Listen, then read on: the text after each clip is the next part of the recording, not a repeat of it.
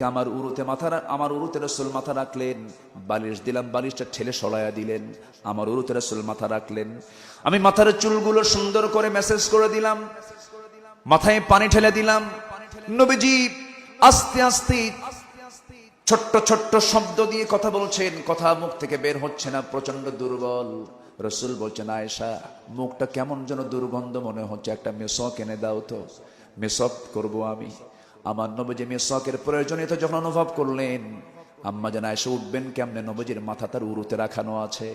আস্তে করে ইশারা করে ডাক দিচ্ছেন তার ভাইকে, আব্দুর রহমান ইবনে আবু বকর রাদিয়াল্লাহু আনহুকে ডাক দিলেন। ডাক দিয়ে বলছেন, ভাই আব্দুর রহমান, একটা মেসওয়াক এনে দাও। মেসওয়াক এনে দেওয়া হলো। মেসওয়াকটা শক্ত মনে করে আম্মা জান আয়েশা সেই মেসওয়াকের আগাতে নিজের মুখে নিয়ে দাঁতের সঙ্গে লাগায়া চাবায়া চাবায়া চাবায়া চাবায়া মেসওয়াকের আগাটা তিনি নরম করে দিলেন, নবীর হাতে দিলেন। নবীজি মেসওয়াকটা নিলেন,